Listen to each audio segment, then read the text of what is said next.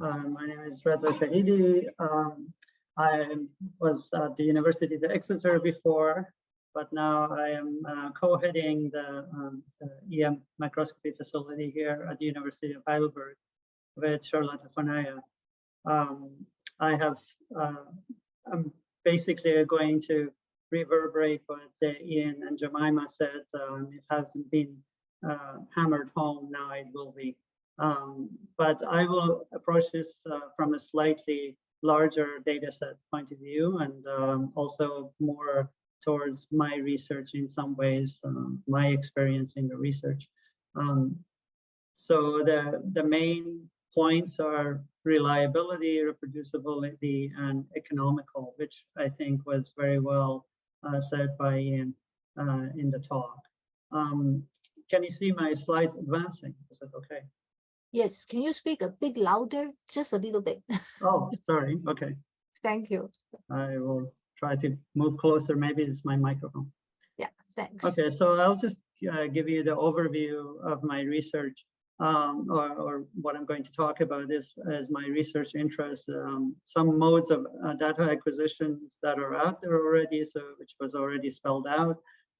What is my preferred method of doing things?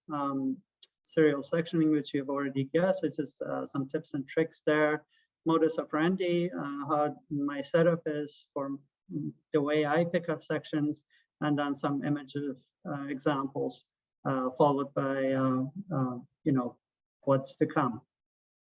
So I would say we have moved away from the 2D electron microscopy to a world of 3D electron microscopy for a while now, and maybe even moving towards a 4D electron microscopy soon if things just happen the way they're going.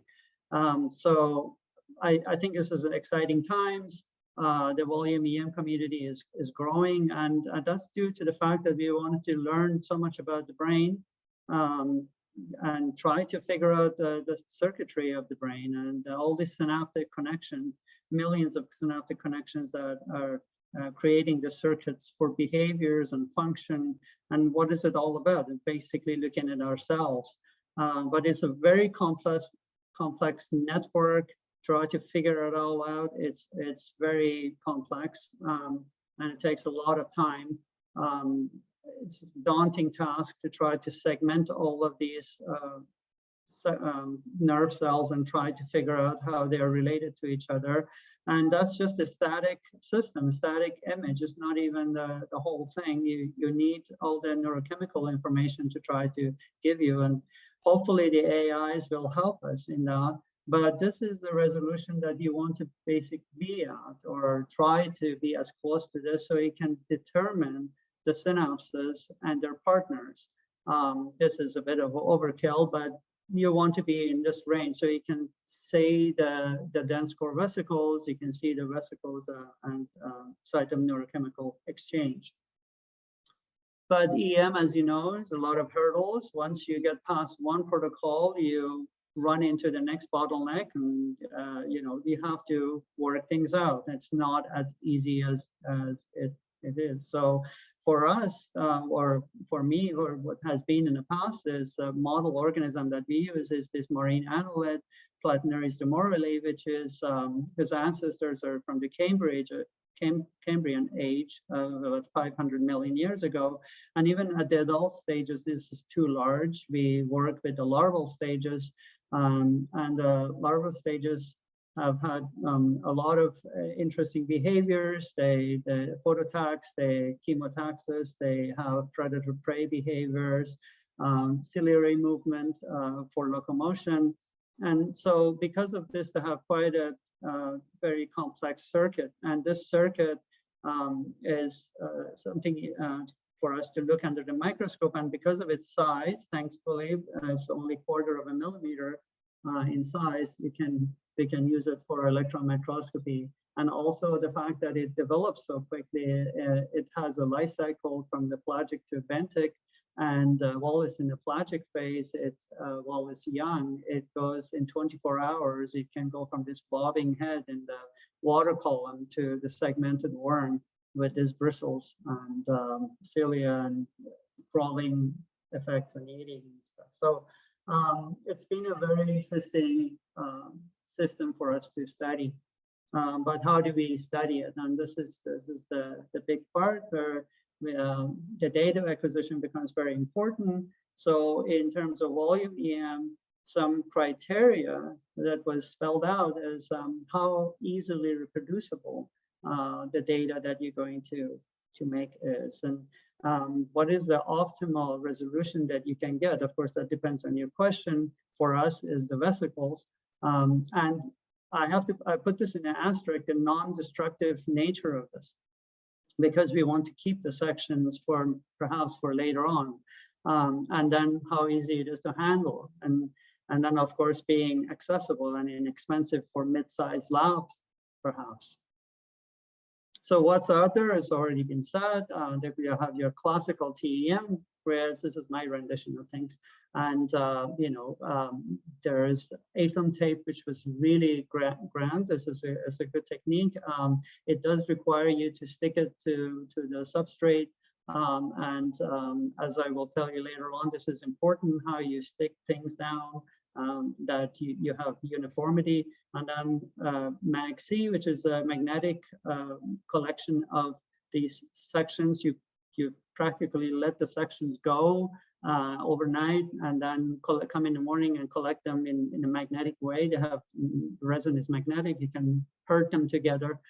This is all great. It puts the FIP and block phase out of the race, of course, because they're destructive. They're very good in Z resolution, but it's destructive. You can't keep it. So my method is, my favorite method has been the ITO, just like Jemima and Ian have explained. And this has been a very, very good method of collecting thousands of sections. This is the innovations. Of course, there's this innovation line. Things get very, very good and complex, but I think there is a laziness factor or efficiency factor in there. I don't know. Maybe there's a bit of humor in that, but I think that for me, sticking to the classical methods have been good to keep the sections. I don't think I will ever go back to this, or I want to go back to this method again of collecting on grids, because it's so nerve-wracking. If that thin film goes, there goes your data. So it's very important that you have a robust surface that it sits on. You can of course use a grid, but then if your section falls on that grid, you're not going to be able to with the TEM, at least you're not going to be able to see it, and you have some problems. So having a tough surface like the ITO or the glass cover slip is good for serial sectioning. And what really inspired me, of course, is the Heinz-Hortzman paper that I saw, and this is possible. This is on silicon wafer, of course, but this really spawned what was going to come for me. That was this indium tin oxide coated cover slips, which is basically used in the electrical industry for calculators and for windshields of airplane to defrost and things like that. But it has a conductive layer on it. It's transparent. As Jemima said, it's good for correlative work. So that's why it's a good medium to put your sections on. And they come in all variety of sizes. This is some price list for you that this is a company, UQG, that we deal with. And we get our samples from them. It's just to show you, like, they can be economical and don't have to be so expensive. There's another company, I guess it's in US, they're comparable in terms of for a pack of 10 that you get. And if you want to go for a slightly more refined ITO, then it gets more expensive. The coat thickness is inversely proportional to resistivity. This is all I want to say here, is that the thicker your coating, apparently the sheet resistance is lower. I'm still trying to grapple with this in terms of conductivity of dispelling the charges from the beam, but I'm still trying to figure what is the best coating. So far, I haven't seen that much difference between the different coating. You can coat your own. indium tanoxide, the ones that we get have this surface. It's not the perfect surface. If your sections are too thin, then you might see the back of your slide. I have coated my cover slip with gold palladium, and it has a slightly nicer cover. The only problem is that if you do your own coating, it might.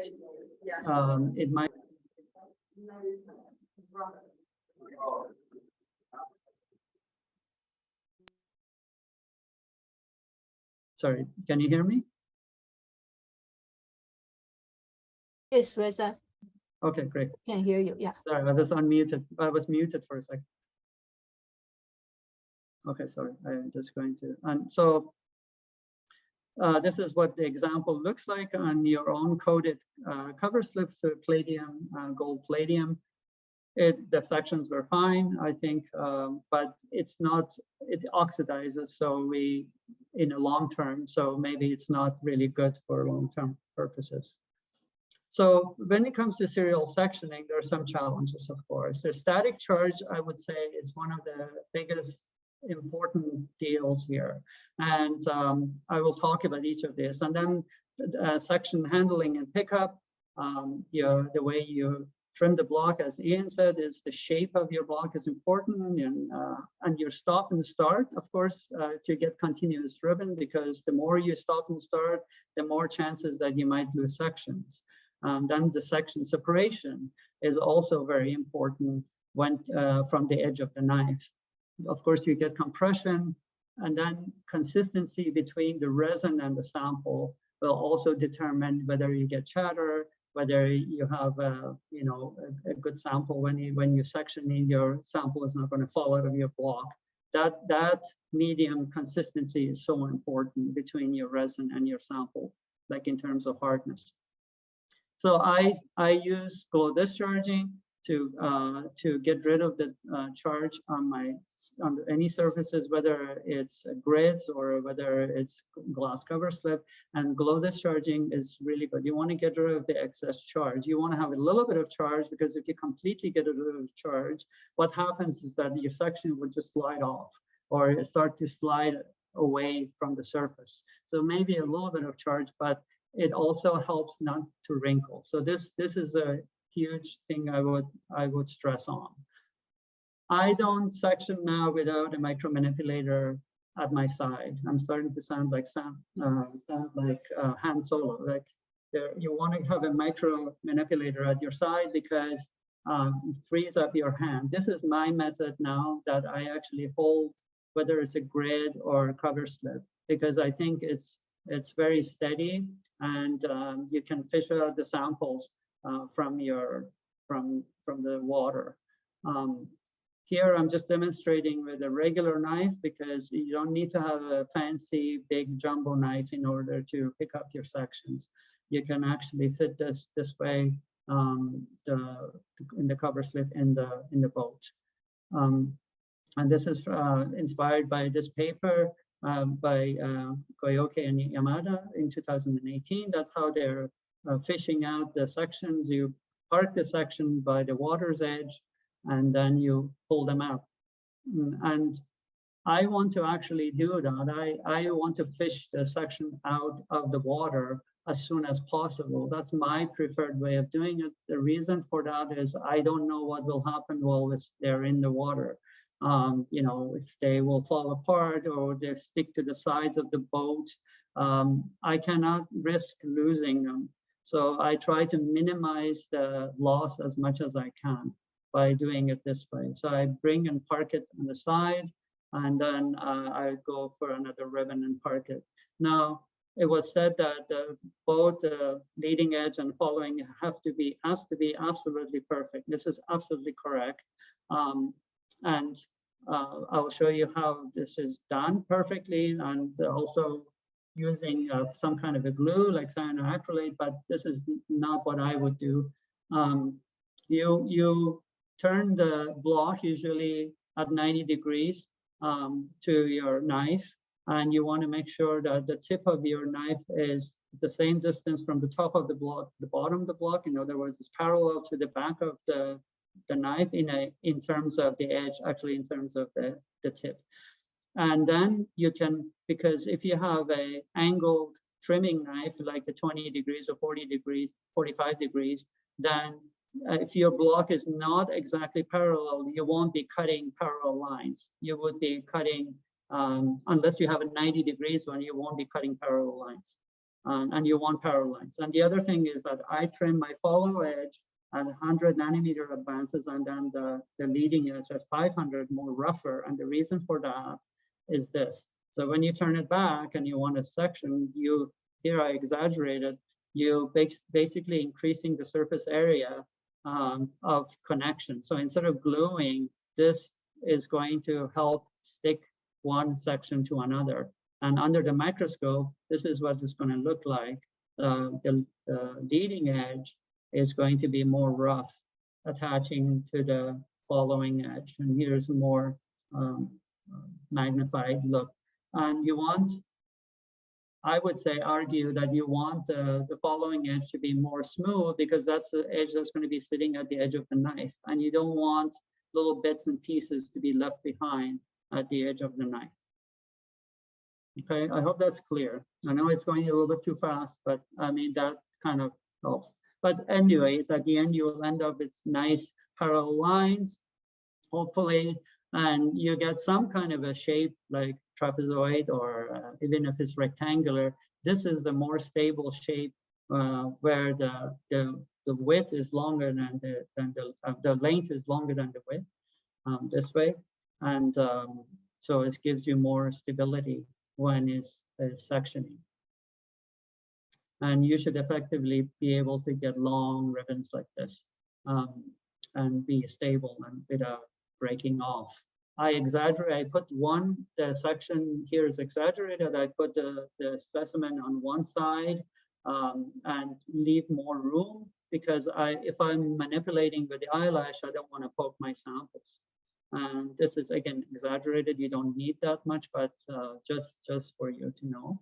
The release method for me is that I actually program a thinner feed in one of the keys. So if I'm sectioning at 30, and after my ribbon is like 10 sections long, I would hit the 5 feed.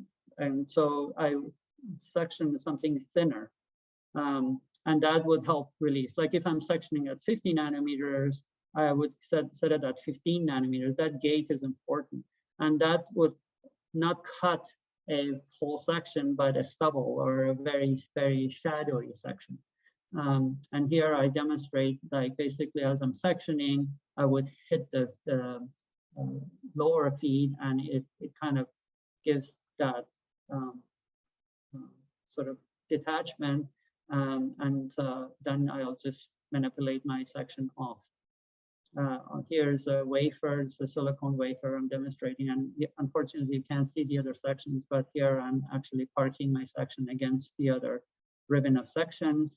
And then I just bring with the micromanipulator, bring the wafer out and pull it out. And this is the wafer with the sections on it. I just did this really quickly the other day, just to demonstrate that you can do this. Of course, I do this on ITO, and you can keep building. And maybe this is one of the reasons also that you get this bit of a distance between the ribbons, because this is the way I fish them out. So sometimes I can't get them exactly hitting each other side by side. Compression is a big factor. It comes from this forces that are at the edge of the knife that are pushing against the sample, and this can deform your samples. And so the angle of the knife is important. The hardness of your sample is important here, and your section thickness is important here for compression. So you may want to go with a 35 degrees knife rather than 45 degrees knife when you're sectioning, so you can section less resistant at the tip of the knife. In any ways, the compression can change your data. So you don't know if it's, here you don't know which one is, if it's squeezed or if it's stretched, you know. So this is something that you have to deal with eventually when this is the reality of this method. The other thing is that I have an oven.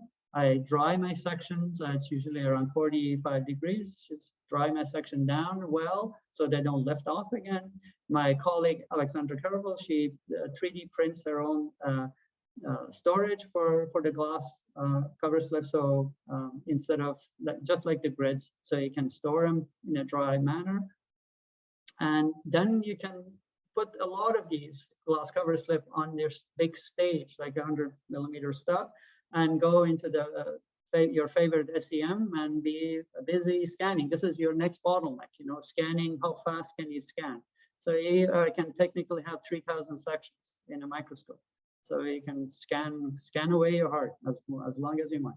But the most important thing here is that you want flat, smooth, and level sections, because if you don't, then now some software companies say that they don't have any problems with this. You've gotten around this, but in general, if you want your sections to be as smooth as you want, as you can, because your focal length will change from one end of the ribbon to the other while you're doing automatic acquisition.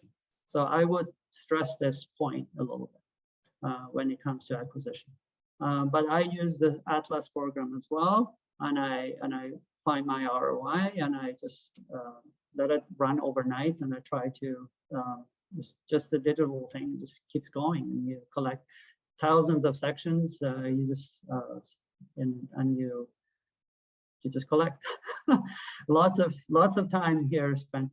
Anyways, there are some images for you, and the vesicle. This is the SEM ESP detector, and we heard about the Sense, the BSD Sense. Yes, I tried that out actually just a few days ago, and it's a really good contrast. So it's important if you have low contrasted sections, for example, for immunolabeling. It's important. Here are some numbers for you.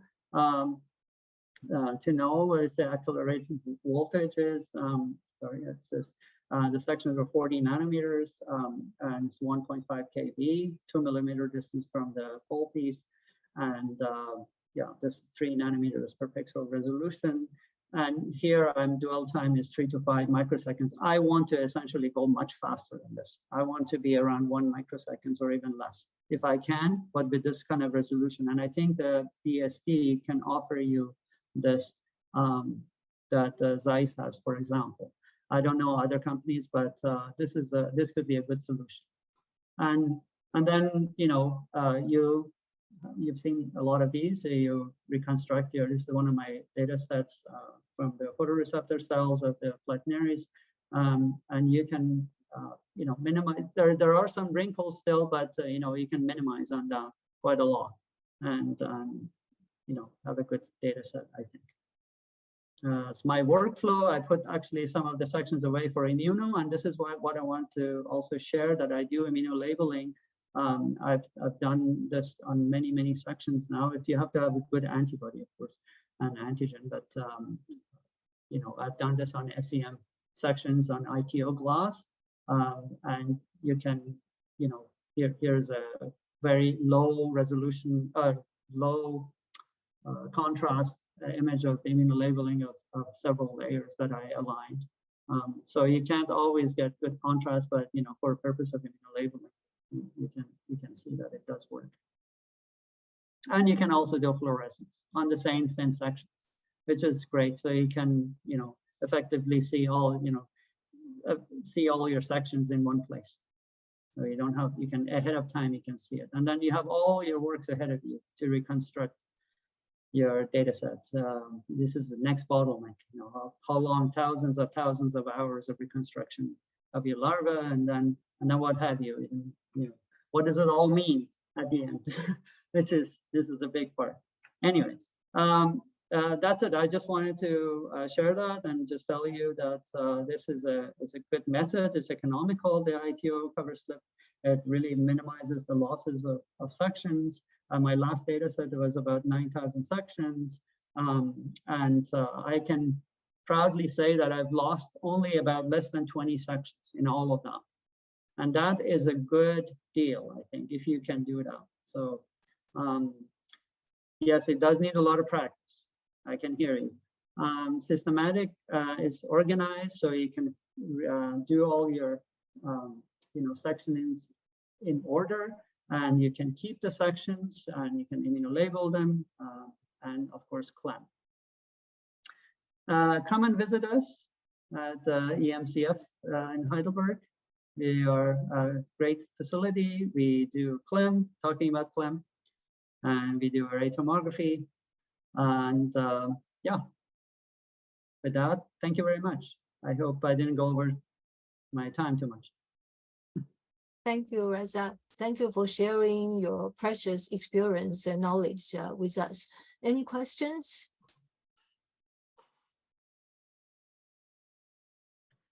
Go ahead, somebody. Hello. Yeah. Go ahead. Sorry.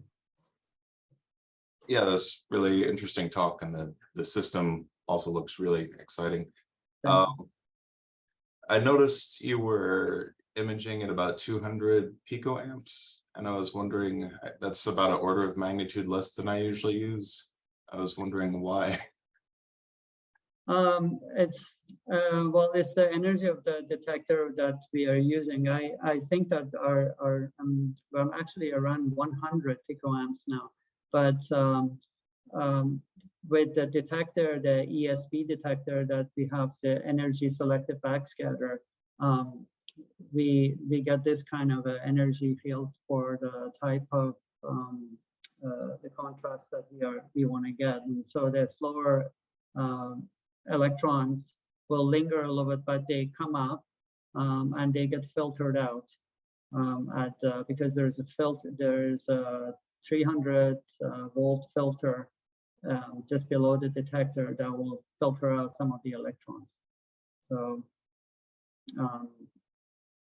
this is the energy that we get for. Okay, maybe I misunderstood. That's the energy you're getting back at the detector, or the energy that you're shooting at the sample? The energy that is being shot at the sample. So Réza, do you stretch your sections when you collect serial sections? Sorry, I didn't. Do you use chloroform to stretch to decompress? No, you don't. No. What I do is that basically there is still a very thin film of water on the sections, or when I fish them out, or there is still a little bit of it, and I let them relax and sit down in the oven. Or that's why I have the oven there. If I can collect them, quickly, in a way, not put too many, but to collect them, then just let them sit down and relax in the oven, warm up. They will just relax. I don't stretch with the chloroform because I think that adds a bit of artifact. But I've done it before, but I think sometimes you can overstretch your section. The chloroform is heavy; it just falls, and it can really overstretch your section. The other thing is it's carcinogenic. You don't want to be breathing the chloroform.